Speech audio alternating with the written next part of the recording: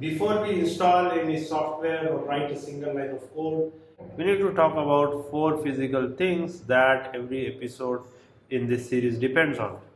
And that is a breadboard, a set of jumper wires, power source, and a multimeter. If you skip this video and jump straight to coding, you'll get stuck. This is the foundation. 5 minutes now will save you hours of configure later. So let's go. This whiteboard full of holes is called a breadboard. This specific one has 830 holes. It lets you build electronic circuits without soldering. You just push components in, connect the wires, and your circuit is alive. Pull them out, the circuit is gone. Nothing is permanent. One rule governs the entire board. Learn this rule and you understand everything. Same row, connected, different row, not connected. That's it, that's the rule. Let me show you 3 areas of the breadboard. Area 1, this long strip running down the edge. If I hold it like this is the left edge and the right edge. This is called the positive rail or the positive power rail. Everything connected here gets your positive voltage. You see this plus sign and the red line going there. It runs the entire length of the board, and all holes in this strip are connected to each other. Area 2, this long blue strip next to it, which is shown here by the blue line, called the negative rail or the ground rail. Everything connected here is at 0 volts or ground. This also runs the entire length of the board. Area 3, these shorter rows. So let's move this around and show it like this. This is where the components go. This row, and all of these rows. Each row has 5 holes. 1, 2, 3, 4, 5 here. A, B, C, D, E, and then here F, G, H, I, J. All 5 holes in one row on one side are connected. So these 5 are connected to each other. These 5 are connected to each other. But the left side and the right side of the same row are not connected. So this left side is not connected with this right side. Okay, so these are connected here, but these are not connected here. So then this is the gap that separates these sets of rows right here. Let me prove the connections to you with a multimeter. So here is a multimeter DT830D. We have the red probe on V omega, black probe on COM, and the dial is set on the continuity mode shown here. So in continuity mode, when 2 points are electric connected, it beeps. Same row, connected. Different rows, no, not connected. Power rail, connected anywhere along this strip.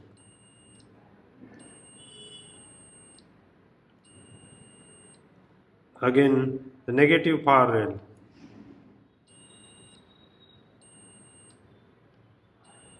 Connected.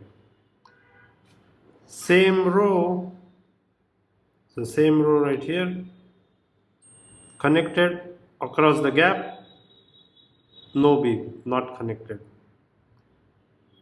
So this gap separates them. Now you have seen it with your own eyes. Same row, connected, same row, but across the gap, not connected, different rows, not connected. Jumper wires connect everything together. Your kit has 3 types, each has a specific job, and they come in these sort of ribbons. You just peel them to separate the wires if you need to. Type 1 is male to male. As you can see, this one, it has metal pins on both ends, and these go between 2 breadboard holes. As you can see, maybe one here and one here this way. The majority of your connections in this series will be these. The second one is type 2. This is male to female, and which looks like this. We have a male pin on one side and socket on the other side, if you can see. The socket, it plugs into the header pin sticking up from a board, such as let's say it could be a power board or it could be your STM32.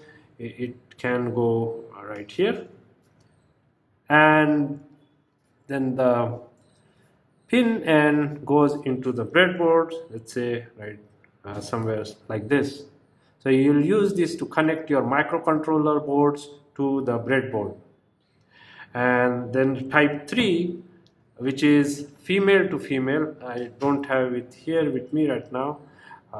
What that will do is it will have these sockets on both sides. So both sides will have sockets like this, and so usually these could connect two boards. So for example, one end could go here, and then if we have another socket, let's say the ST link, the other end, if we had, that would go into the socket would go in here, so something like that.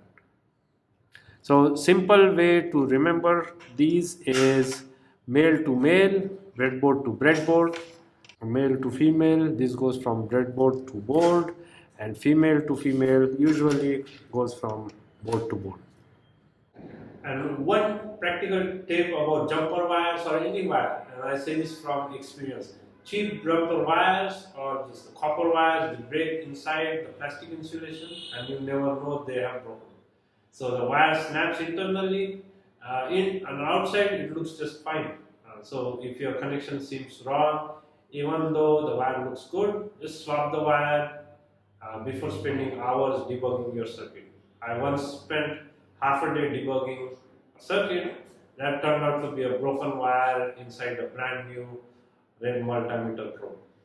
Looked perfect from the outside, but it was a complete internal break. So replace suspect wires before trusting your measurements. That's a big thing to remember. Your breadboard circuit needs power. You have two options. Both work, both are valid. One is a battery, and the second one is a 9-volt power adapter. Option 1, with a 9-volt battery with a connector such as this one, it's about 40 rupees for this, maybe a total 60 rupees for both.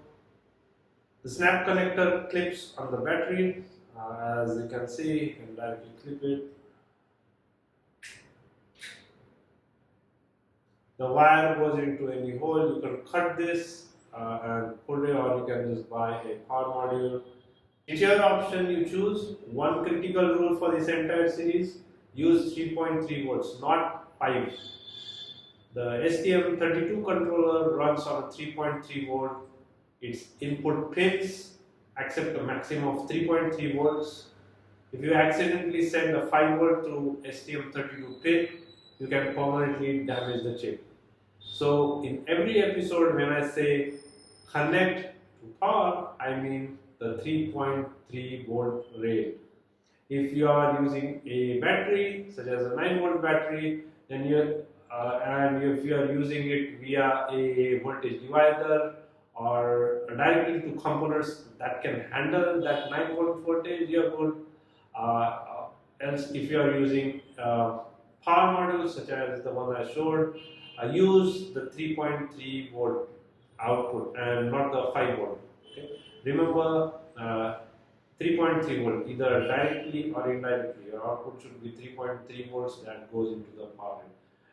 Remember that number. Last tool, the multimeter. This specific one is the DT830D, about 200 from any local electronics shop or online. This tool will save you more debugging time than any other tool in your toolkit. You just need to know 3 settings, just 3. Setting number 1, DCV20, so which is right here. DC voltage, 20 volt range. The red probe goes into the V omega socket. The black probe goes into the COM socket.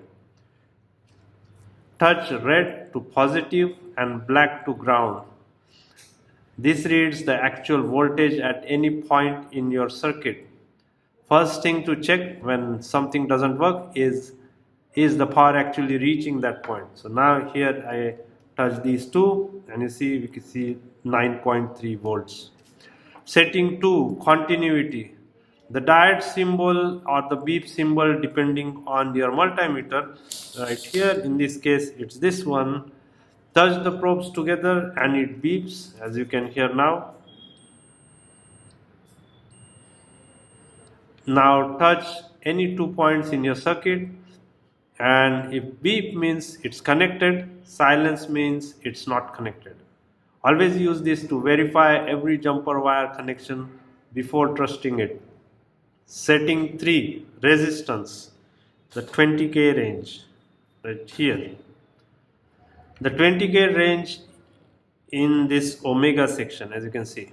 This measures resistors, potentiometers and any passive component, and this is useful for checking component values before placing them.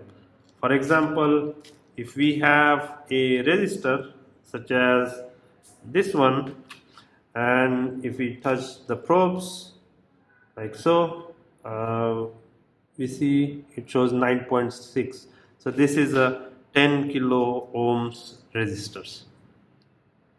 DCV20 for voltage, beep mode for connections, 20K for resistance. That covers everything in this series. One habit that will save you hours: always verify your multimeter probes are working before trusting any readings. Touch the probes together in continuity mode. You should hear an immediate beep. If no beep, the probe wire has internal break. Replace it. I once spent an entire afternoon convinced my circuit had a firing fault, and it turned out that the circuit was perfect. My red probe wire had snapped internally and looked completely fine from the outside. So every reading was wrong. 30 minutes of frustration became 4 hours because I didn't check the tool first. Check your tools, then check your circuit. Beep. Let me show you everything working together with the simplest possible circuit with one LED. What we first do is connect the power. So I have a 9 volt power adapter. I'm connecting it to the power module. As soon as I do that, you see the red LED is on. The next thing I'm going to do is to keep this in place. Just tape it with a tape so it doesn't move. Alright, so with that, step 1, power on rails. So we take the red wire, connect it to the positive here, and connect that to the positive on the breadboard. So that's the positive rail. Likewise, we take the black wire, connect it to the ground, which is the negative, and connect it to the blue here in the negative, that is the negative rail. Step 2, LED on the board.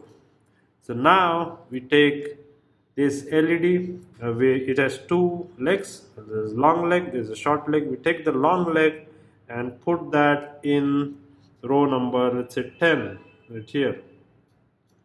Let's put that here 10, and then the short leg goes in the row 12, as you can see.